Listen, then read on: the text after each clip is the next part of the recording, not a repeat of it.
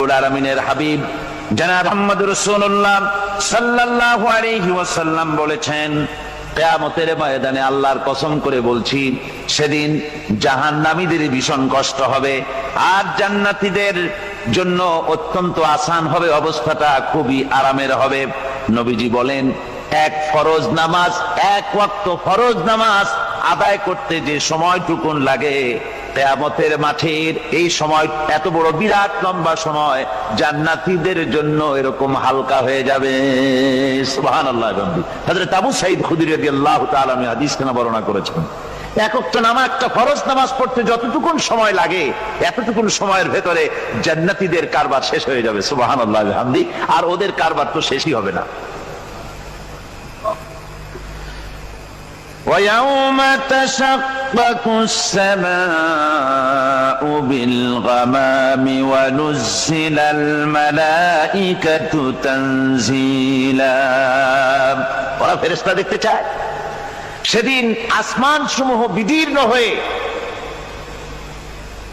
মেঘ পুঞ্জ বেরিয়ে আসবে, আত্মপ্রকাশ করবে। তার ভেতর থেকে ফেরেশতারা ক্রমাগত নাজিল হতে থাকবে। আর অবস্থাটাই হবে, আল মুলকু ইয়াউমাইযিনিল হাক্কু লিররহমান ওয়া কানা ইয়াওমান আলাল কাফিরিনা আসীরা। আর সেদিনে বাদশাহী হবে কেবলমাত্র রহমানের। ওয়া কানা ইয়াওমান আলাল কাফিরিনা আসীরা। আর সেই কিয়ামতের দিন, সেই সময়টা হবে কাফেরদের জন্য বড়ই কঠিন। এখানে কিয়ামতের কিছু কথা বলা হচ্ছে, কিছু আভাস দেওয়া হচ্ছে যে আসমান সমূহ বিদীর্ণ হয়ে মেঘ পিণ্ড বেরিয়ে আসবে এবং তার থেকে ক্রমাগত ফেরেশতারা নাজিল হতে থাকবে। আল্লাহর হাবিব বলেছেন, কেউ যদি কিয়ামতের দৃশ্য দেখতে চায় সেজন্য সূরা ইজা শামসু কুবিরাত ওয়া ইজা সামাউ ফাতারাত ইজা সামাউ শাক্কাত, এই সূরাগুলি যেন পড়ে, তাহলে কিয়ামতের দৃশ্য তার চোখের সামনে প্রতিভাত হবে। কিয়ামতের দৃশ্যটা আসলে কেমন হবে সেই সূরাগুলি তেলাওয়াত করলে সে বুঝতে পারবে। যেমন আল্লাহ পাক বলছেন, إذا السماء فطرت وإذا الكواكب انتثرت وإذا البحار فجرت وإذا القبور بعثرت। যখন আকাশসমূহ চূর্ণ বিচূর্ণ হয়ে যাবে আর তারকাসমূহ বিক্ষিপ্ত হয়ে পড়বে, সমুদ্র মহাসমুদ্রগুলি দীর্ণ বিদীর্ণ হয়ে যাবে, কবরগুলি সব উদ্গীরণ করে দেবে, তার মধ্যে যা আছে সে সবগুলি। আবার আল্লাহ পাক বলেন, ইযা শামসু কুবিরাত ওয়া ইযান নুজুমুন কাদারাত ওয়া ইযাল জিবালু সুয়্যিরাত। সূর্য যখন ঢেকে যাবে, তারকাগুলি যখন বিপর্যস্ত হয়ে যাবে আর পাহাড়গুলি যখন চালিয়ে দেওয়া হবে, এই দৃশ্য তোমরা দেখতে পাবে। فإذا النجوم طمست وإذا السماء فرجت وإذا الجبال نسفت। সেদিন অবস্থা এমন হবে, সমস্ত তারকাগুলি স্তিমিত হয়ে যাবে আর আকাশসমূহ দীর্ণ বিদীর্ণ হয়ে যাবে। আর দেখতে পাবে পাহাড়গুলি, সমস্ত পাহাড়গুলিকে উড়িয়ে দেওয়া হবে। আবার অবস্থা আরো কি হবে, فإذا برق البصر وخسف القمر وجمع الشمس والقمر। যখন চক্ষু বিস্ফারিত হয়ে যাবে মানুষের, চাঁদ আর সূর্য নিষ্প্রভ হয়ে যাবে, সব একাকার হয়ে যাবে, চন্দ্র এবং সূর্য তার অস্তিত্বকে হারিয়ে ফেলবে। শুধু তাই নয়, ওয়াহুমিলাতিল আরদু ওয়াল জিবালু ফাদুক্কাতা দাক্কাতাও ওয়াহিদা। জমিন ও পাহাড়গুলির মধ্যে সংঘর্ষ লাগিয়ে দেওয়া হবে আর তা এক ধাক্কায় জমিন এবং সমস্ত পাহাড়গুলি চূর্ণ বিচূর্ণ হয়ে যাবে। সুবহানাল্লাহ ওয়া বিহামদিহি। আল্লাহ রাব্বুল আলামিন বলছেন, এইভাবে করে কিয়ামতের দৃশ্য, বিভীষিকাময় দৃশ্য তোমরা দেখতে পাবে। আর সেদিনের রাজত্বটা কার হবে? আল মুলকু ইয়াউমাইযিনিল হাক্কু লির-রাহমান। সেদিনের রাজত্ব হবে কেবলমাত্র রহমানের। অর্থাৎ যেসব কৃত্রিম বাদশাহী দেখে তোমাদের চোখে ধাঁধা লেগে গিয়েছে, তোমাদেরকে দুনিয়ার বাদশাহী দেখে তোমরা ধোঁকায় পড়ে গিয়েছো, এসব বাদশাহী কিছুই টিকবে না সেদিন। সেদিন শুধু বাদশাহী থাকবে একমাত্র আল্লাহ পাকের। কার থাকবে বাদশাহী? যারা বলেন কার? আল্লাহ রাব্বুল আলামিন যখন কিছুই থাকবে না ঘোষণা করবেন লিমানিল মুলকুল ইয়াউম লিল্লাহিল ওয়াহিদুল কাহ্হার। আজকে কার রাজত্ব? চারিদিক থেকে আওয়াজ আসতে থাকবে, পরাক্রমশালী আল্লাহ রাব্বুল আলামিনের রাজত্ব আর কারো নয়। হাদিস শরীফে এসেছে, বুখারী মুসলিম শরীফের হাদিসে এসেছে, আল্লাহর নবী বলেন আল্লাহ রাব্বুল আলামিন তখন তার এক হাতে আকাশ মণ্ডলীকে ধারণ করবেন, আর এক হাতে জমিনকে ধারণ করবেন। আকাশ মণ্ডলী এক হাতে, জমিন এক হাতে। এভাবে আল্লাহ রাব্বুল আলামিন বলবেন আইনাল জাব্বারুন আইনাল মুতাকাব্বিরুন। কোথায় সেই স্বৈরাচারীরা? কোথায় সেই দুর্বিনীত অহংকারী স্বৈরাচার যারা আমার জমিনের উপরে, আমার মানুষের উপরে রাজত্ব চালিয়েছে? তারা আজকে কোথায়? কোথায় সেই অহংকারীরা? আল্লাহ পাক সেদিন যে বলবেন, সেদিন তো বলবেন, কিন্তু দুনিয়ার মাঝেও স্বৈরাচার যারা, অহংকারী যারা, তাদের শাস্তি পৃথিবীর বুকেও দেন। আর সেদিন তো দিবেনি। কত স্বৈরাচার আমরা দেখলাম, কত অহংকারী দেখলাম, যাদের তর্জনী হেননে লক্ষ কোটি কোটি মানুষ উঠতো আর বসতো। তাদের জিল্লাতির সঙ্গে আল্লাহ রাব্বুল আলামিন কতজনকে বিদায় করে দিলেন। ফুলের মালা নিয়ে কুলাতে পারে নাই, পা থেকে শুরু করে গলা পর্যন্ত ফুলের মালা দিয়া ডুবাই দিল ভক্তরা। আবার আল্লাহ রাব্বুল আলামিন এমন শাস্তি দিলেন, ফুলের মালার পরিবর্তে জুতার মালা নিয়ে জেলের মধ্যে ঢুকাইয়া দিলেন। ঠিক কিনা গান? অহংকারী আর স্বৈরাচার যারা হয়, আল্লাহ পাক এভাবে তাদের দৃষ্টান্ত দেখিয়ে দেন। আমরা কত দেখলাম, 9 বছরের রাজা 10 বছরের সাজা। পৃথিবীর বুকে যারা অহংকার করে, যারা স্বৈরাচার হয়, আল্লাহর আইনকে যারা বৃদ্ধঙ্গুষ্টি প্রদর্শন করে, আল্লাহ পাক তাদের জমিনেও দেখান। এখানে চূড়ান্ত ফয়সালা আল্লাহ করেন না, আসল ফয়সালার জায়গা তো আছেই, তবে এখানে নমুনা দেখায় দেন। কিন্তু মুশকিল হচ্ছে, ইতিহাসের সবচাইতে বড় শিক্ষা হলো ইতিহাস থেকে মানুষেরা শিক্ষা গ্রহণ করে না। একজনে যে কাম করে বিপদে পড়ে, আর একজন এসে আবার সেই পথেই অগ্রসর হয়, নিশ্চিত মৃত্যুর পথে। আমার বন্ধুগণ, আল্লাহ পাক বলছেন সেই দিন আমার রাজত্ব হবে, আর কারো রাজত্ব হবে না। ওয়াকানা ইয়াওমান আলাল কাফিরিনা আসীরা। আর ওই দিনটা, ওই কিয়ামতের দিন হবে কাফেরদের জন্য সবচাইতে কঠিন। সবচাইতে কঠিন হবে কাদের জন্য? কাফেরদের জন্য। কাফের কারা? কাফের হচ্ছে তারা যারা নাকি আল্লাহর আইনকে অস্বীকার করেছে, আল্লাহকে অস্বীকার করেছে, আল্লাহর আইনকে অস্বীকার করেছে। ওরা কি? কাফের। কুফর শব্দের অর্থ হচ্ছে গোপন করা। এই জন্য অন্ধকার রাতকে আরবিতে কাফের বলা হয়েছে, অর্থাৎ যা সব জিনিসকে অন্ধকার দিয়ে ঢেকে দেয়। তো কুফর হচ্ছে সেই জিনিস যা মহাসত্যকে ঢেকে দেয়, সত্যকে, মহাসত্যকে ঢেকে দেয় যে জিনিস, সেটাকে কুফর বলা হয়। আর এই কাফের অন্ধকারে ঘুরে মরে, সে কোন আলোর খোঁজ পায় না। আল্লাহ রাব্বুল আলামিন বলেন, কাফেরদের কথা এখন শোনাচ্ছেন আল্লাহ পাক, ওয়াল্লাযীনা কাফারু আউলিয়াউহুমুত তাগুতু ইউখরিজুনাহুম মিনান নূরি ইলাজ যুলুমাত। যারা কাফের, যারা কুফরি অবলম্বন করেছে, তাদের সাহায্যকারী আর পৃষ্ঠপোষক হচ্ছে তাগুত। তাগুত বলা হয় সেই শক্তিকে যে শক্তি শুধু নিজেই আল্লাহর আইন অমান্য করে বসে থাকে না, বরং অন্যদেরকেও আল্লাহর আইন অমান্য করতে বাধ্য করে। ওদেরকে আরবিতে কি বলা হয়? তাগুত বলা হয়। আর এই তাগুতি শক্তি, এই তাগুত হয় তার সাহায্যকারী, যা তাকে আলো থেকে টেনে অন্ধকারের ভেতরে নিয়ে যায়।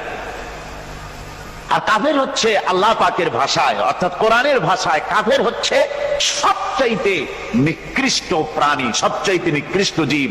মহাসত্যকে যারা অস্বীকার করেছে, যারা আল্লাহকে মানে না, যারা আল্লাহর কোরআনকে মানে না, যারা ইসলামকে স্বীকার করে না, তারা সবচাইতে নিকৃষ্ট প্রাণী।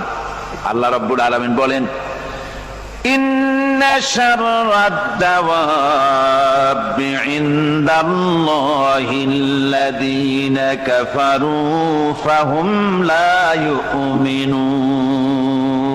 নিশ্চয়ই আল্লাহর জমিনে সব বিচরণশীল জীব যত আছে, আল্লাহ বলছেন আমার জমিনে বিচরণশীল জীব যত আছে তার মধ্যে সবচাইতে নিকৃষ্ট প্রাণী হলো যারা ঈমান আনে নাই, যারা বিশ্বাস করে না আমি আল্লাহকে, যারা পরকালকে বিশ্বাস করে নাই, যারা কোরআনকে বিশ্বাস করে নাই, যারা ইসলামকে বিশ্বাস করে নাই, পৃথিবীর মধ্যে তারা সবচাইতে নিকৃষ্টতম প্রাণী।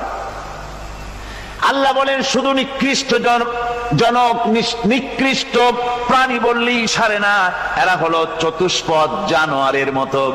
কে বলতেছেন?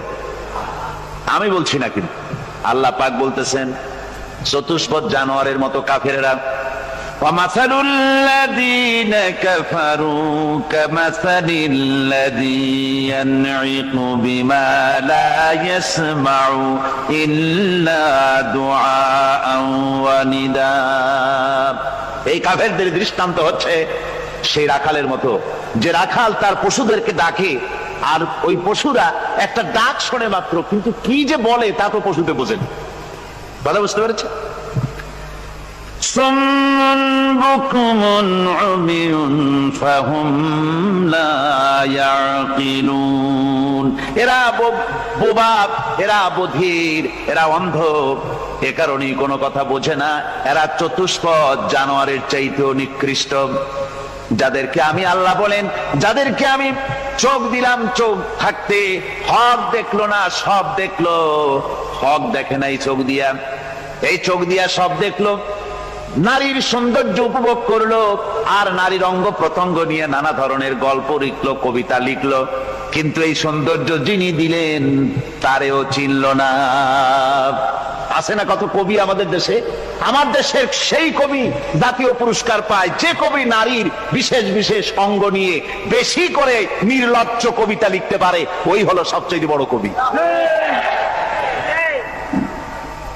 আমার বন্ধুগণ, একজন বুজুর্গ ব্যক্তি তিনি পথ দিয়ে যাচ্ছিলেন, তো সে পথে এক সুন্দরী যুবতী মেয়েকে দেখে সেই যুবতী মেয়ের দিকে এই বুজুর্গ ব্যক্তি এক নজরে তাকায় আছে। তখন এই ঘটনাটাকে কবি এভাবে লিখতেছেন সাজায়, একদা সুখদায়ক প্রমোদা বদন দর্শন করিবম ঝরিল নয়ন, হেসে কহে সে রূপসী সবিস্ময় মন, কহ দেখি মহাশয় কহ কি কারণ, বিষয় বিরাগী তুমি ভুবনে প্রচার, কি হেতু জন্মিল তব মানস বিকার, সামান্য ললনা রূপ করি দর্শন, উচিত না হয় তব অশ্রু বরিশন। বুজুর্গ ব্যক্তি ওই মহিলার দিকে তাকিয়ে তাকিয়ে কাঁদতেছেন। সুন্দরী মহিলা বলেন, আল্লাহর বুজুর্গ বান্দা, আপনি এলাকার ভিতরে বুজুর্গ এবং পীর হিসাবে, বুজুর্গ ব্যক্তি হিসাবে আপনি বিখ্যাত। আজকে আমাকে এখানে দেখে আপনি আমার দিকে তাকায় আমার রূপ উপভোগ করতেছেন আর কাঁদতেছেন। আপনার মতো সংসার বিরাগী মানুষ আমার মতো একটা সুন্দরী মেয়েকে দেখে এভাবে কাঁদা ঠিক না। বুজুর্গ ব্যক্তি বলছেন, হেসে কহিলাম বলে করহ শ্রবণ, নেত্র ঝরে তবু হেতু ভেব না এমন, যে শিল্পী রচিল ওই সুধাংশু বদন, তাহার তরে ছড়ে নেত্র নয়নে জীবন। আল্লাহর বান্দি, আমি তোমাকে দেখি কান্দি না, আমার চোখে পানি বেরিয়ে গেছে। তোমারে দেখে আমি মনে মনে ভাবলাম, এত সুন্দর করে যিনি মানুষ বানিয়েছেন, না জানি ওই আল্লাহ রব্বুল আলামিন কত বড় সুন্দর। আমার ভাইরা, সুতরাং চোখ থাকতে ওরা আল্লাহ রাব্বুল আলামিনের কুদরত ওরা দেখে নাই, কান থাকতে কোরআনের আওয়াজ ওদের কানের মধ্যে ঢোকে নাই, বিবেক থাকতে আল্লাহর দ্বীনকে বুঝতে পারে নাই, চিন্তা করতে পারে নাই। আল্লাহ রাব্বুল আলামিন বলেন, উলাইকা কাল্লানাম, এরা হলো চতুষ্পদ জানোয়ার, বালহুম আদাল, শুধু জানোয়ার না, জানোয়ারের চাইতেও নিকৃষ্ট। এমনই জানোয়ার, আল্লাহ বলেন শুধু জানোয়ার না, জানোয়ারের মতো শুধু খায় জনমের মতো। ওয়াল্লাযীনা কাফারু ইয়াতামাত্তাউনা ওয়া ইয়াকুলুনা কামা তাকুলুল আনআম।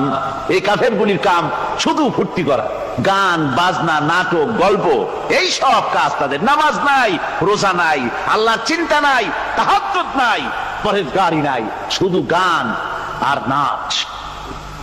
দেখেন না ফুর্তি। এই যে 1 জানুয়ারি রাত 12টার সময় আমার ঘুম ভেঙে গেল, এই যেখানে আমি ছিলাম, বিকট আওয়াজ। আমি মনে করলাম পাশের বাড়ি বুঝি ডাকাত পড়ছে। পরে বাড়িওয়ালা আমাকে বললেন যে ডাকাত না, বোধহয় এই নিউ ইয়ার সেলিব্রেট হচ্ছে, নতুন বৎসর উদযাপন হচ্ছে, বোমা দিয়ে শহরবাসীর আরামের ঘুম হারাম করে এগুলি করা হচ্ছে। এ তো গেল 1 জানুয়ারি। আর যখন আমাদের নিজেরটা যখন আসে, অর্থাৎ 1 বৈশাখ, তখন দেখছেন অবস্থা 1 বৈশাখে। এবছর আমাদের দেশে 1 বৈশাখে ঢাকায় যে দৃশ্য আমি টিভির মধ্যে দেখলাম, তাতে আমার মনে হয়নি যে 12 কোটি মুসলমানের দেশে রাজধানীতে এই দৃশ্য হচ্ছে। আমার মনে হচ্ছিল এটা বুঝি কলকাতা অথবা অন্য কোন শহর হবে। আমি দেখলাম সমস্ত যুবক যুবতী, নারী পুরুষ, বিভিন্ন বয়সের লোক সব একসঙ্গে রাস্তায় নেমেছে, নাচতেছে। তার মধ্যে বুদ্ধিজীবী আছে, শিক্ষিত লোক আছে, সমানে নাচতেছে। আর তাদের মুখোশ পরা, বানরের মুখোশ, কুকুরের মুখোশ, শূকরের মুখোশ, ঘোড়ার মুখোশ, পাতি শিয়ালের মুখোশ, এই মুখোশ পরে এভাবে নাচতেছে। আমি চিন্তা করলাম, নববর্ষের সাথে কুত্তার মুখোশের সম্পর্ক কি? নববর্ষের সাথে পাতি শ্রীগালের মুখোশের সম্পর্ক কি? তাহলে ওরা কি বলতে চায় যে আগামী বছরটা আমরা কুত্তার ভূমিকায় অ্যাক্টিং করব, অথবা শ্রীগালের মতো ধূর্তামি করব জাতির সাথে? তারপরে কি করলো? সকাল বেলায় যুবক যুবতী 1 বৈশাখ সূর্য উদয়ের আগে রমনা লেকের পাড়ে গিয়ে সব দাঁড়িয়েছে বাসন্তী রঙের শাড়ি পরে।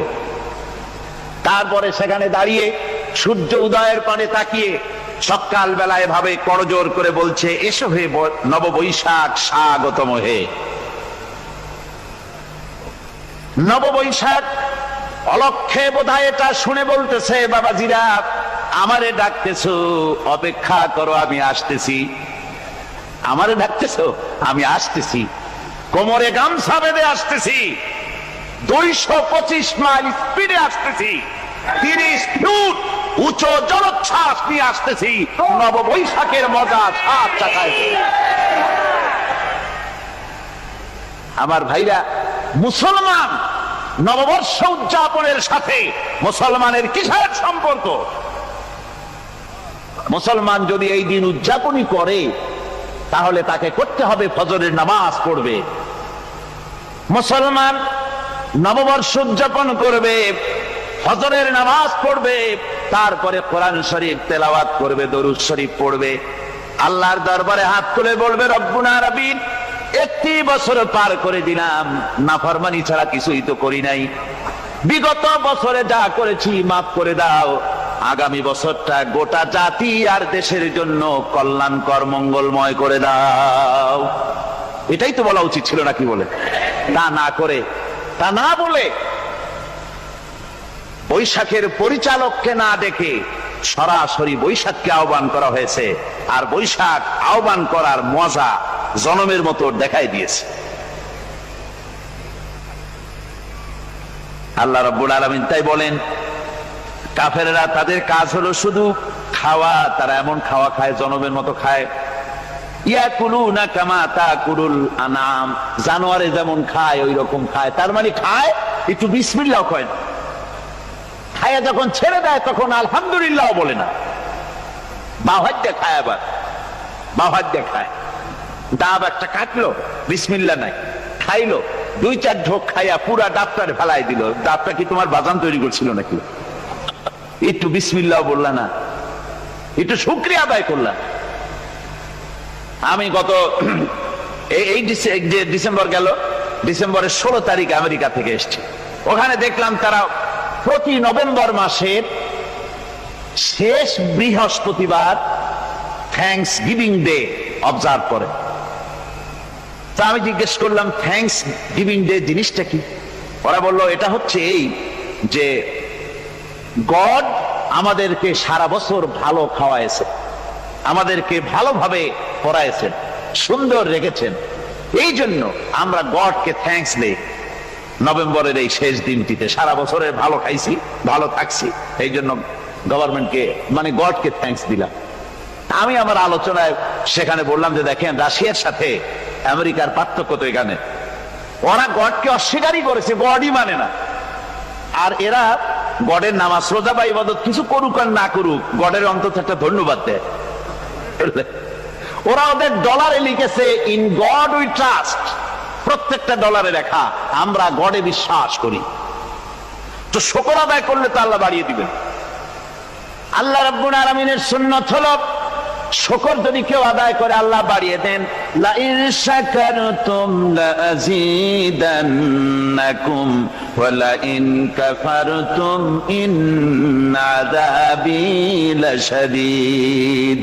আমার নিয়ামতের শুকর যদি আদায় করো আমি বাড়ায় দেব, আর যদি নিয়ামতের শুকর আদায় না করো তাহলে মস্ত বড় শাস্তি তোমাদের জন্য রেখেছি। তো আমেরিকা শুকর আদায় করে নিজেরা খাইয়া, কিন্তু ওদের জমিন হলো বিশাল জমিন। আমি কয়েকবার গিয়েছি এবং বহু স্টেট সফর করেছি। ওদের জমিন এত ফার্টাইল, জমিনে যদি রীতিমতো তারা ফসল ফলাতো, এই ফসল সারা দুনিয়ার দরিদ্র ভূমুক্ষ জনতাকে খাওয়াইয়া বাঁচাইতে পারত। কিন্তু ওরা তা করে না। ওরা করে কি? ওরা মুনাফার হার, বাজার দর ঠিক রাখার জন্য নির্দিষ্ট পরিমাণ জমিনের ফসল ফলায়, কিন্তু জমিন এতই উর্বর, ওদের মেজারমেন্ট করা, মাপ করা, হিসাব করা ফসল হয় না, ফসল হয় বেশি। তখন বাড়তি ফসলকে তারা প্রতি বছর লক্ষ লক্ষ টন আলু আর গমকে তারা সমুদ্রে নিক্ষেপ করে। তাদের আলু এবং গম সেই সময় তারা নিক্ষেপ করে সমুদ্রে যখন ইথিওপিয়া, সুদানে মানুষ না খেয়ে মরছে। পৃথিবীর বিভিন্ন দেশে মানুষ ক্ষুধার যন্ত্রণায় যখন চিৎকার করছে, আর তাদের এই চিৎকারে আকাশ বাতাস ভারী হয়ে যাচ্ছে, তখন ওরা এই কামটি করছে। তাই আমি ওই প্রথম দিন বলেছিলাম যে রাশিয়া যেমন খান খান হয়েছে, অস্তিত্ব বিলুপ্ত হয়েছে আল্লাহর সাথে নাফরমানি করার কারণে। আপনারা বলতে পারেন কমিউনিজম কি একটা সহজ ব্যাপার? একটা বিরাট শক্তি, পৃথিবীর বুকে কত দেশ তারা ডমিনেট করতেছিল। কোন যুদ্ধ নাই, কোন রক্তপাত নাই, বিনা ধাক্কায়, বিনা বাতাসে, বিনা ঝড়ে বিশাল মহিরুহু চিৎপটাং। এটা হলো কেন? কেন হলো রাশিয়ার এই দশা?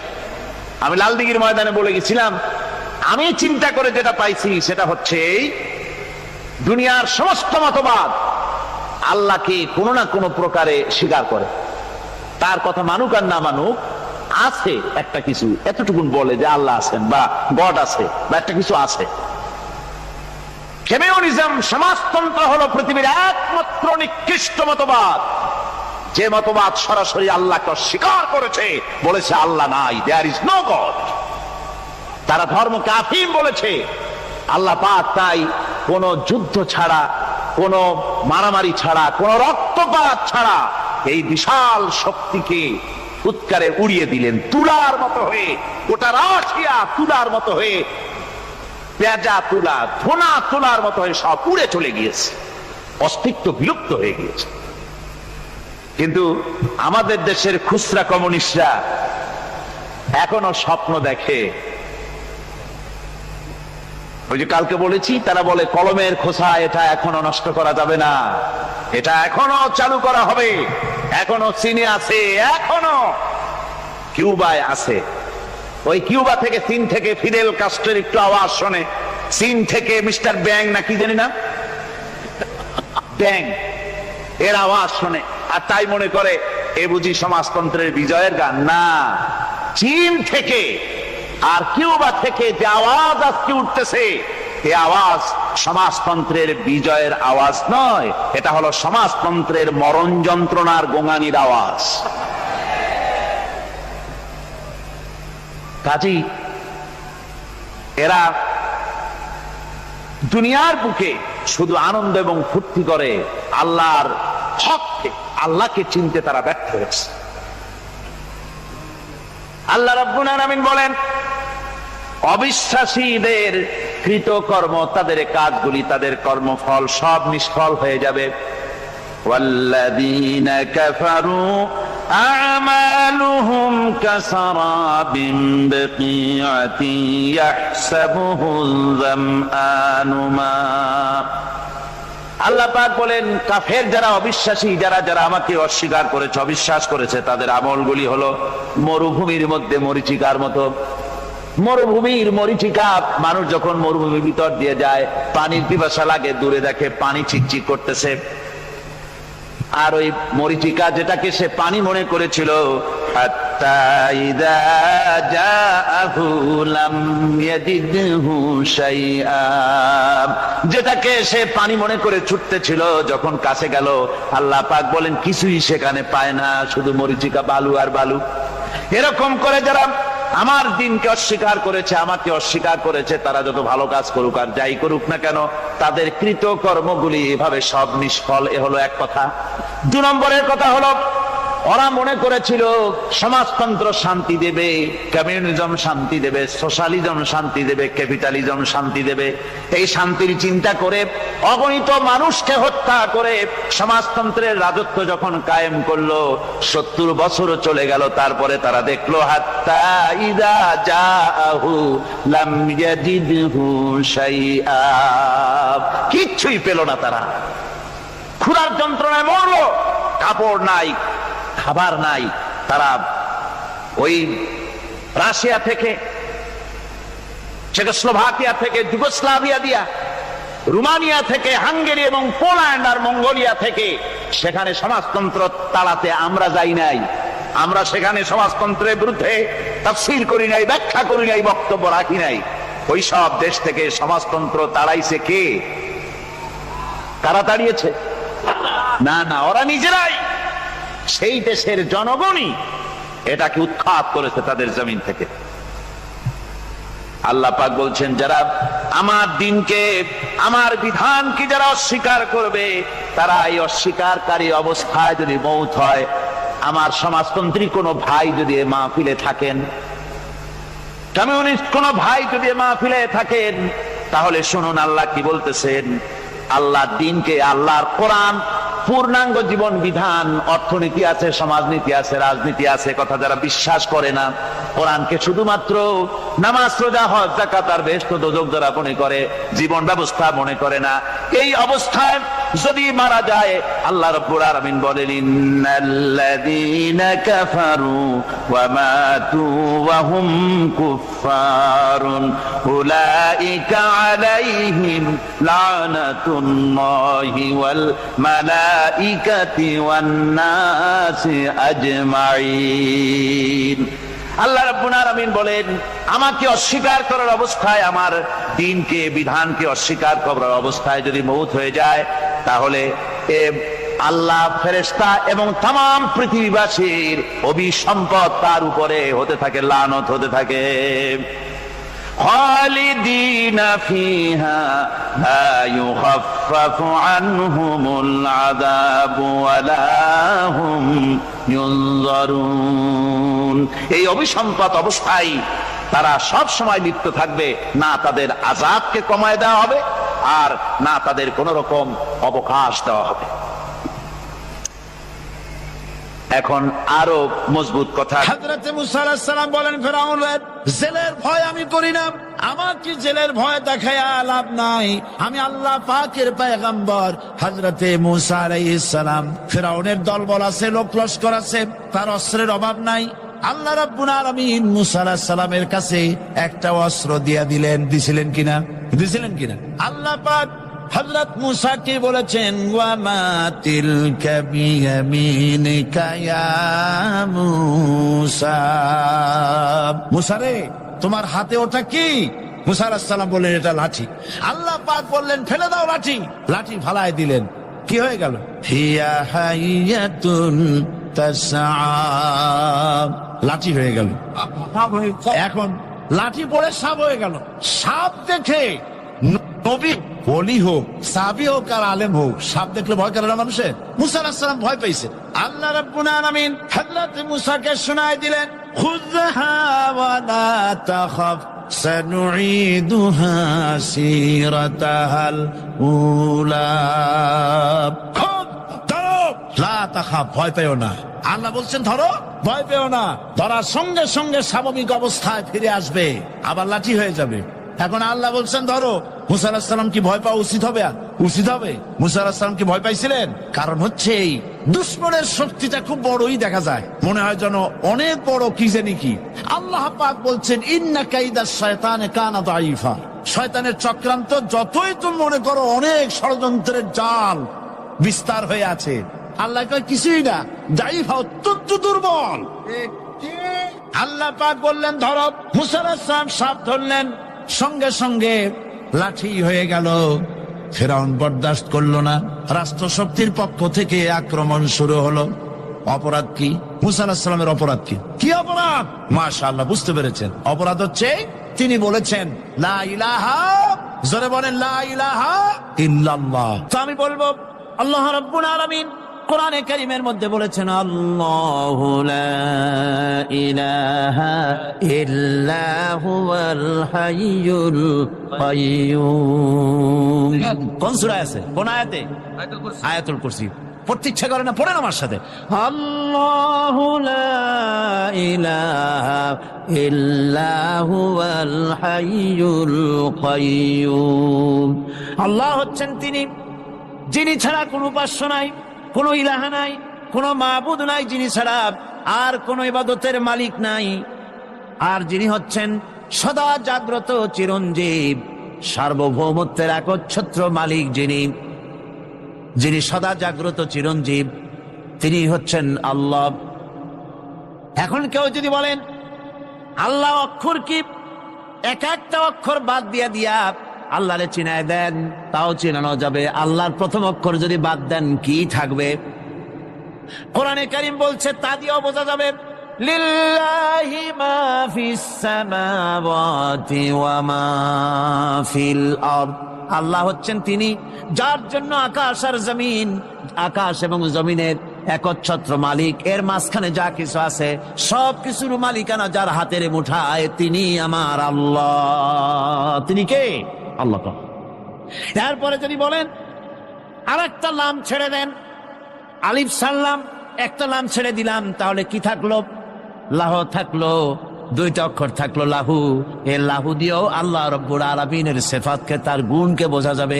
লাহু মাকালিদুস সামাওয়াতি ওয়াল আরদ।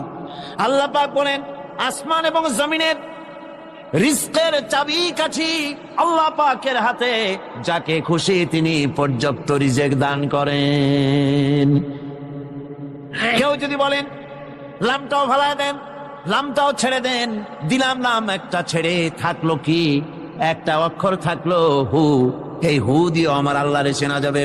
ওয়া হুয়াল গফুরুল ওয়াদুদুল আরশিল মাজিদ ফাআলুল লিমা ইউরিদ।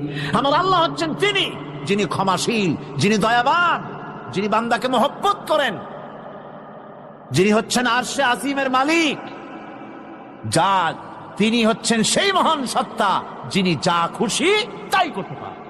সুতরাং আল্লাহ হচ্ছেন এমন এক লফজ, এমন এক নাম, এমন এক ইসমে জাত যার কোনো বিকল্প নাই, যা অনুবাদ করে আল্লাহকে স্রষ্টা বললে এটা সারবে না, সৃষ্টিকর্তা বললে সারবে না।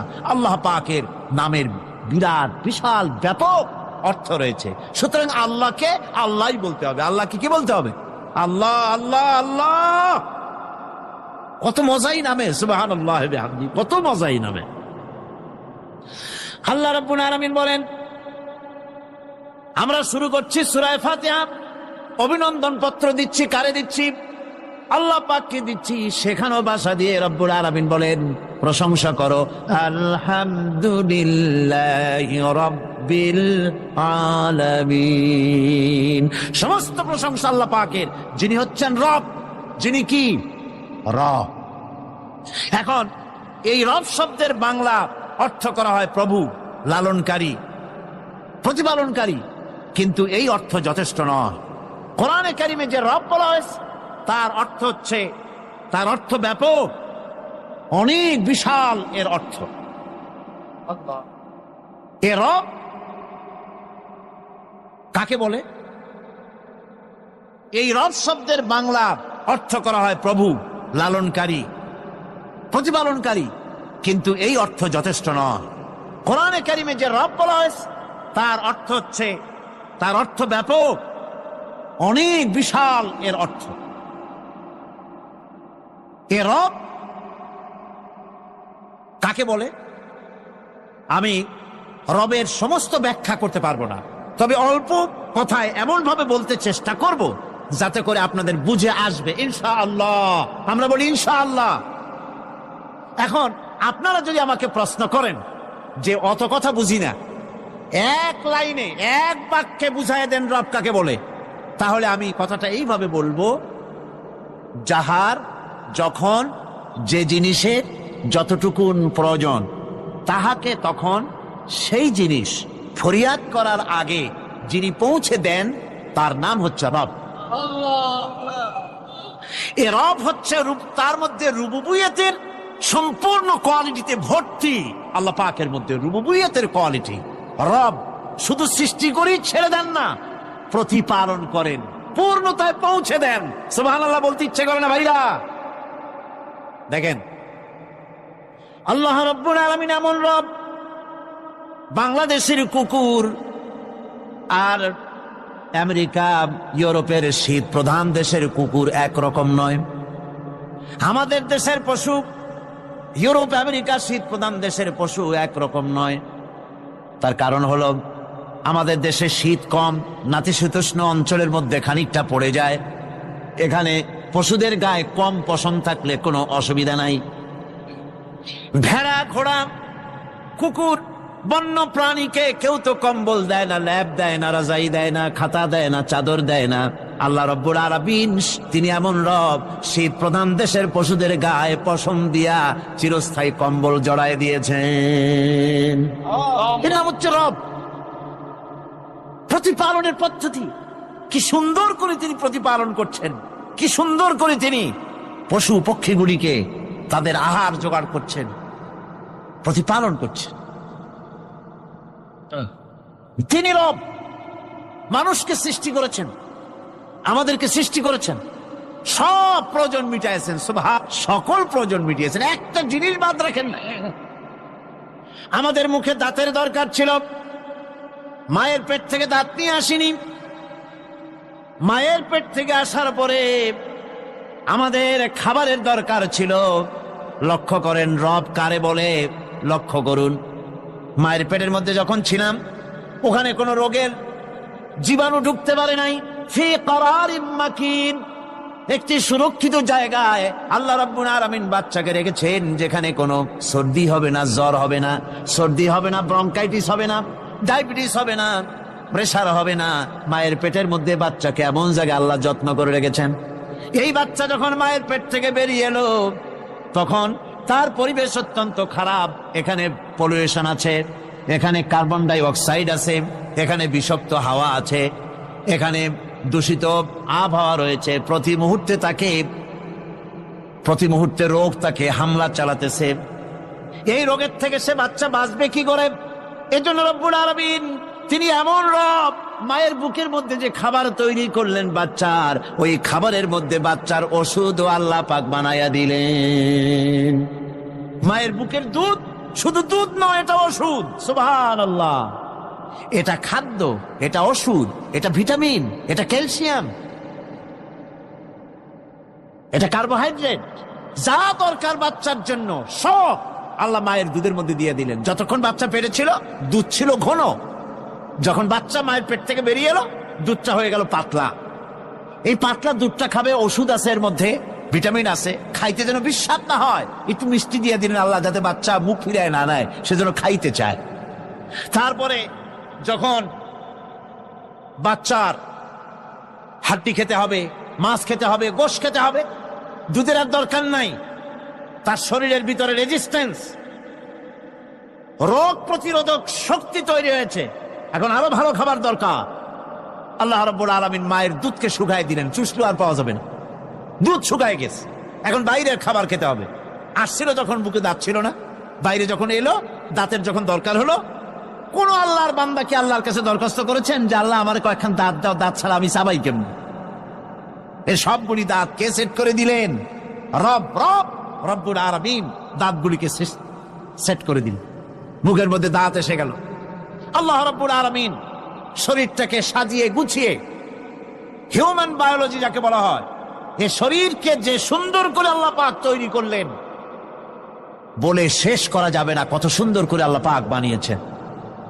আপনার মাথার ভিতরে সেল তৈরি করা হলো, ব্রেন তৈরি করা হলো। এই ব্রেনটা শুকনা জায়গায় রাখা হয় নাই। শুকনা জায়গার মধ্যে ব্রেনটা যদি থাকতো, নড়াচড়া করে আপনার ব্রেনের যে টেকনোলজি আল্লাহ পাক ইউজ করেছেন সেটা অসুবিধাগ্রস্ত হতো। এই জন্য ক্রিম যেভাবে পানির মধ্যে ভাসা থাকে, পানির মধ্যে ভাসমান ক্রিম মাখন যেভাবে রাখা হয়, সামান্য পানির মতো করে এর ভিতরে ব্রেনটাকে রাখা হয়েছে। এই ব্রেনের ভিতরে, ব্রেন হচ্ছে পৃথিবীতে কম্পিউটার, আজকের পৃথিবীর শ্রেষ্ঠ আবিষ্কার। কিন্তু মানুষের মাথায় যে কম্পিউটার আল্লাহ পাক দান করেছেন, এই কম্পিউটারের সামনে দুনিয়ার কম্পিউটার এতিম। এবার লন্ডন গিয়েছিলাম, প্রত্যেক বছর 1.5 মাস 2 মাস সময় পাই, কিন্তু আপনারা দোয়া করেছেন এখন পার্লামেন্টে সময় দিতে হয় বেশি, বিদেশের সফর কমে গিয়েছে। 10 দিনের জন্য গিয়েছিলাম, ওরা আমাকে একটা ডায়েরি দিল। সেই ডায়েরিটার ভিতরে ডিজিটাল ডায়েরি, এই ডায়েরির মধ্যে তারা বলল যে এরকম, এই যে কাগজটা আপনারা দেখতে পাচ্ছেন, এই রকমের কাগজের 10 লক্ষ পাতা লিখতে যত কাগজ লাগে, এরকমের 10 লক্ষ পাতার লেখা ছোট্ট এই ডায়েরিটার মধ্যে ঢুকাই দেওয়া যায়। 10,000 টেলিফোন নাম্বারের মেমোরিতে তুলে দেওয়া যায়। এটা হচ্ছে লেটেস্ট আবিষ্কার। কিন্তু আল্লাহ পাক মানুষের যে ব্রেনটা তৈরি করলেন, পৃথিবীতে যা আছে এ সব কিছু একটা মানুষের ব্রেনের মধ্যে, সমস্ত তথ্য, সমস্ত ফ্যাক্টস মানুষের মেমোরির ভিতরে ঢুকাবার পরেও আরো লক্ষ লক্ষ জায়গা বাকি থেকে যাবে, শূন্য থেকে যাবে, যা পূরণ হওয়ার নয়। এত বিশাল মেমোরি আল্লাহ পাক তার মানুষের মাথার মধ্যে তৈরি করে দিয়েছেন। সুবহানাল্লাহ বিহামদি। দেখুন অবস্থাটা কি, আল্লাহ তার মানুষকে কিভাবে, রব কাকে বলে, রব কারে বলে, সুবহানাল্লাহ বিহামদি। চোখের সামনে রাস্তা দিয়ে চলতে গিয়ে চোখের সামনে সাপ দেখলেন, চোখ দেখার কাজ করেছে। চোখ কি করেছে? দেখার কাজ করেছে। এখন কি করবেন? চোখ কিন্তু দেখে বসে থাকে নাই, চোখ দেখা মাত্রই ট্রান্সমিট করেছে ব্রেনকে। ব্রেন সাথে সাথে অ্যাকশন নিতে বলেছে হাতকে আর পাওকে। হাতে লাঠি থাকলে পিটাও, লাঠি না থাকলে পাকে বলেছে দৌড় মারো।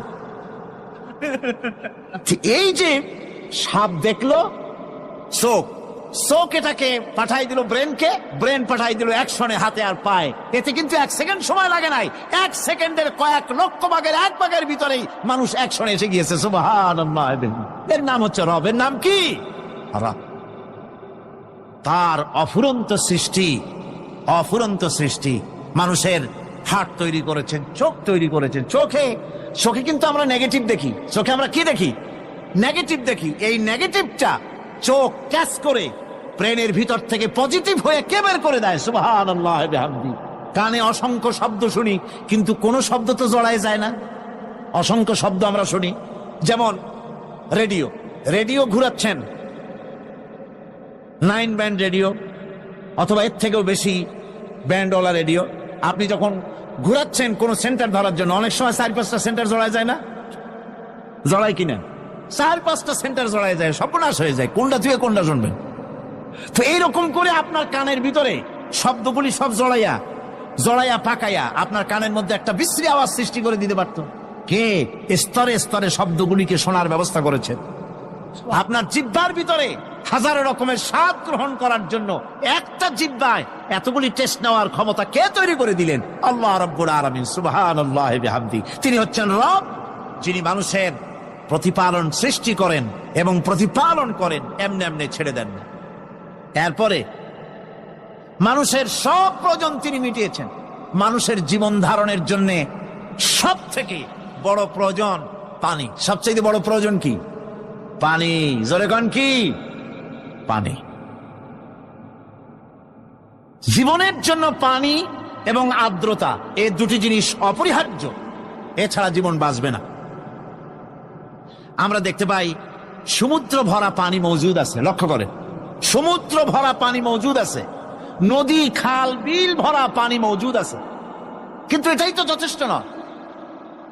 রব হচ্ছেন তিনি যিনি এই বিশাল বিশাল পানির মজুদ থেকে বাতাসকে যিনি বলেন, যিনি প্রতিনিয়ত বাষ্পীয় আকারে পানিগুলিকে সমুদ্র থেকে উত্থিত করেন, পানিগুলিকে উত্থিত করেন মহাকাশী। আল্লাহ পাক বলেন, আল্লাহুল্লাযী আরসালার রিয়াহা ফাতুসিরু সাহাবা। বাষ্প হয়ে পানিগুলি আকাশে উত্থিত হয় এবং মহাকাশে যাওয়ার পর এই পানিগুলি, লবণাক্ত পানিগুলি আল্লাহর মেশিনে সেগুলি মিষ্টি হয়ে যায়। জোরে কোন সুবহানাল্লাহ। পানিগুলি মিষ্টি হয়ে গেল, ওই মিষ্টি পানি আল্লাহ রাব্বুল আলামিন নাজিল করে দিলেন। এবার বৃষ্টি কণা কণা হয়ে পড়লো, ফোঁটা ফোঁটা বৃষ্টি। আল্লাহ খুঁজে দেখলেন বৃষ্টির ফোঁটাগুলি পৃথিবীর প্রতিটি কণা তালাশ করে তৃষ্ণার্ত কণাগুলিকে আল্লাহ পাক ভিজায় দিলেন। সেই জন্য তার নাম হলো রব। তিনি হচ্ছেন রব, প্রয়োজন মিটান। পানি সবচেয়ে প্রয়োজন বেশি, সেই পানি আল্লাহ পাক এভাবে সরবরাহ করলেন। জমিনের চারিদিকে নদী নালা রেখেছেন, জমিনকে আর্দ্র করেছেন, জমিনের ভিতরের পানি মিষ্টি করেছেন। টিউবওয়েল মারলে পরে, পাম্প করলে পরে ভিতর থেকে মিঠা পানি আল্লাহ পাক বের করে দেন। সুবহানাল্লাহ। এই মিষ্টি পানির ব্যবস্থা করেছেন। এরপরে তিনি ওই আল্লাহ পাক মিষ্টি পানির ব্যবস্থা করে বৃষ্টির মাধ্যমে পৃথিবীতে ফসল উৎপাদনের ব্যবস্থা করে দিলেন। পাক কোরআনে কারীমের মধ্যে বলেছেন, ওয়াজআলনা মিনাল মাই কুল্লা শাইইন হাই। পানি দ্বারাই আমি সব বস্তুকে সজীব রাখি। বৈশিষ্ট্যের দিক থেকে পানির রয়েছে অনেক গুণ, আশ্চর্য গুণ। পৃথিবীর 75% হচ্ছে পানি। আকাশ থেকে অর্থাৎ চাঁদ থেকে যখন চাঁদে ভ্রমণকারীরা যখন ছবি তুলেছে, তো সেই ছবিতে ব্লু রং এসেছে বেশি, সবুজ এসেছে কম। সবুজ হলো গাছপালা, আর ব্লু হচ্ছে পানি। সমুদ্রের পানির রং হচ্ছে নীল। মানুষের শরীরের ভিতরে 60% পানি, গাছের মধ্যে রয়েছে পানি। পানি ছাড়া পৃথিবীর বাঁচার কোনো পথ নাই। আবার দেখেন, প্রচন্ড শীতের কারণে, ঠান্ডার কারণে যেসব এলাকায় তাপমাত্রা হিমাঙ্কের নিচে এসে যায়, সেই সব দেশে সমুদ্রের পানি আর দরিয়ার পানিগুলি বরফ হয়ে যায়। এই বরফ যখন হতে থাকে, তখন পানি তার নিজের তাপকে নিচের দিকে ছুটতে থাকে। উপরের তাপ বরফ হয়ে যায় ঠান্ডা, আর নিচে তাপ বিচ্ছুরিত করে দিয়ে পানির ভিতরে যত জলজ প্রাণী আছে আর উদ্ভিদ আছে, সবগুলিকে বাঁচায় রাখার ব্যবস্থা আল্লাহ রাব্বুল আলামিন এভাবে করে থাকে। এবার আল্লাহ রাব্বুল আলামিন বলছেন, এই পানি ছাড়া মানুষ বাঁচে না, প্রাণী বাঁচে না। পানি এমন এক জিনিস, এমন এক নিয়ামত আমি দান করলাম। আল্লাহ পাক বলেন, কুল আরাআইতুম ইন আসবাহা মাউকুম গাওরান ফামান ইয়াতিকুম বিমাইন মাইন। বলো দেখি সবে, শুকাইয়া যদি যায় এই জমিনের পানি, তাহলে হেথায় তটনির ধারা কে দিবে সবারে আনি। এই পৃথিবীর নদী নালা খাল বিল জমিনের আভ্যন্তরীণ দিকে পানিগুলি যদি আমি আল্লাহ রাব্বুল আলামিন শুকায় দেই, তাহলে আমি আল্লাহ ছাড়া এমন কে আছে যে নতুন করে আবার পানির আমদানি করে দিতে পারে? আছে কেউ? আজ পানির শূন্যতা আমাদের দেশে দেখা যাচ্ছে। পানি আস্তে আস্তে কমে যাচ্ছে, আস্তে আস্তে পানি শেষ হয়ে যাচ্ছে। কি কারণে শেষ হচ্ছে এবং কি হলে পানি পাওয়া যাবে পরে বলা যাবে ইনশাআল্লাহ। তো জীবন ধারণের জন্য যেমন পানির প্রয়োজন, জীবন ধারণের জন্য তেমন বাতাসেরও প্রয়োজন। পানি ছাড়া তো কিছু সময় চলতে পারে, পানি এবং খাদ্য ছাড়া কিছু সময় চলতে পারে, কিন্তু বাতাস ছাড়া তো এক মুহূর্ত চলে না, ঠিক কিনা? বুঝেন কিনা কথা? বাতাস ছাড়া এক মুহূর্ত চলতে পারে না। অথচ আল্লাহ রাব্বুল আলামিন এই বাতাস দিয়ে গোটা আকাশকে, শূন্য জায়গাগুলি বাতাস দিয়ে ভরে রেখেছেন, যাতে করে কারো বাতাসের কোনো অসুবিধা না হয়, শ্বাস করতে কোনো কষ্ট না হয়। প্রাণী জগৎকে বাতাস দিয়ে বাঁচিয়ে রাখার জন্য আল্লাহ পাক মহাশূন্যকে এভাবে সব এলাকা বাতাস দিয়ে ভরে রেখেছেন। এই জন্য তার নাম হচ্ছে রব। এটাই হচ্ছে রুবুবিয়তের নমুনা। আমার ভাইয়েরা, আল্লাহ রাব্বুল আলামিন পানি দিলেন, বাতাস দিলেন, খাদ্যের ব্যবস্থা করে দিলেন। শস্য শ্যামল এলাকায় আল্লাহ পাক সব জায়গাগুলিতে শস্য শ্যামল হোক অথবা উষর ধূসর মরুভূমি হোক, সারা পৃথিবী জুড়ে আল্লাহ রাব্বুল আলামিন খাবারের দস্তরখান বিছায় রেখেছেন। ওয়ামা মিন দাব্বাতিন ফিল আরদি ইল্লা আলাল্লাহি রিজকুহা। এই পৃথিবীর বুকে এমন কোন বিচরণশীল জীব নাই যেই জীবের রিজকের দায়িত্ব আমি আল্লাহ আমার নিজ হাতে গ্রহণ করি নাই। জোরে বলেন সুবহানাল্লাহ। সব রিজেক আমি ছড়াই রেখেছি বিশ্ব জুড়ে সর্বত্র। আল্লাহ পাক বলছেন, ফালইয়ানজুরিল ইনসানু ইলা তাআমিহি আন্না সাবাবনাল মাআ সাব্বা সুম্মা শাকাকনাল আরদা শাক্কা ফাআমবাতনা ফিহা হাব্বা। আল্লাহ পাক বলছেন, মানুষের উচিত নিজ খাদ্যাদির দিকে লক্ষ্য করা, নিজের খাদ্যের দিকে লক্ষ্য করা। যেহেতু এই খাদ্য প্রতিদিন তার সামনে আসে, এদিকে তার লক্ষ্য করা উচিত। আমি কিভাবে প্রথমে জমিনের উপরে পানি বর্ষণ করি, পরে জমিনকে দীর্ণ বিদীর্ণ করি, এরপরে জমিনের ভিতরে উর্বরা শক্তি আমি দান করি। কে বলতেছেন এ কথা? আল্লাহ পাক বলছেন। এরপরে আমি নানান জাতের ফসল ফলন তোমাদের জন্য আমি দান করে দেই। খাদ্যের দিকে নজর করতে এই জন্য আল্লাহ পাক বলেছেন, মানুষ চতুর্দিক থেকে তো চোখ ফিরাতে পারে, মুখ ফিরাতে পারে, কিন্তু খাদ্যের দিকে তার নজর করতেই হয়। সকালে, দুপুরে, বিকেলে, রাত্রে সব সময় তার সামনে খাবার আছে। আল্লাহ পাক বলেন, খাবারের দিকে একটু নজর করো, কেমন ভাবে কি সুন্দর করে খাবারগুলি তৈরি করে দিয়েছি, শুরু কিভাবে হলো, পরিপক্ক কিভাবে হলো, সেদিকে তোমরা লক্ষ্য করো। সে লক্ষ্য তো করা নাই, সমানে খায়, বিসমিল্লাহ বলে না, আলহামদুলিল্লাহ বলে না, পাইকারি দরে খাইতেই থাকে। আল্লাহ পাক বলছেন, খাদ্যাদির দিকে লক্ষ্য করো। এই যে চাউল তোমরা খাচ্ছ, আটা খাচ্ছ, গম খাচ্ছ, মাছ খাচ্ছ, গোশ খাচ্ছ, তাম পৃথিবীর সমস্ত বিজ্ঞানীরা একত্রিত হয়ে একটা চাউল বানাইতে পারবে? জোরে কোন পারবে? না পারবে। পারবে? প্লাস্টিকের চাউল পারবে, খাবে আর কলেরা হয়ে মরবে। পৃথিবীর সমস্ত বিজ্ঞানীরা একত্রিত হয়ে একটি চাউল বানাতে পারবে না, একটা ডিম বানাতে পারবে না। পারবে একটা ডিম বানাতে? পারবে না। বিজ্ঞানীদের প্রশংসা আমরা করি, হ্যাঁ করি, বিজ্ঞানীরা অনেক কিছু বিশ্বকে উপহার দিয়েছে, কিন্তু মূল রবের কাছে আমরা যাই না, তাকে চিনতেও পারি না, সেখানে যাই না। বিজ্ঞানীরা কি করেছে? আল্লাহর বানানো জিনিসগুলি তারা ডিজাইন করেছে। ডিজাইন করতে তো নিষেধ নাই, আর ডিজাইন করাই যায়, সৃষ্টি করতে পারে না। বিজ্ঞানীরা সৃষ্টি করে নাই, ডিজাইন করেছে। কিরকম? আল্লাহ পাক চাউল তৈরি করেছেন। চাউল তৈরি করেছে কে? বলেন না সবাই। এখন আপনারা সেই চাউল দিয়ে পিঠা বানান, পায়েস বানান, সেই চাউল দিয়ে ভাপা পিঠা, আরো কি যেন খায় চট্টগ্রামে রস দিয়ে, ওটা কি কয়? দই পিঠা না কেন? ধোঁয়া পিঠা।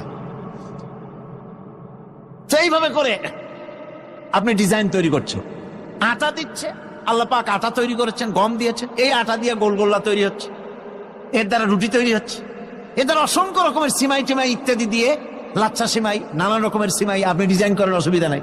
আল্লাহর তৈরি করা কাঠ দিয়ে ফার্নিচার তৈরি হচ্ছে, টেবিল হচ্ছে, চেয়ার হচ্ছে, গোষ্ঠী শুদ্ধ হচ্ছে। আল্লাহর তৈরি করা লোহা দিয়া মাইক হচ্ছে, স্টেন গান হচ্ছে, ব্রেন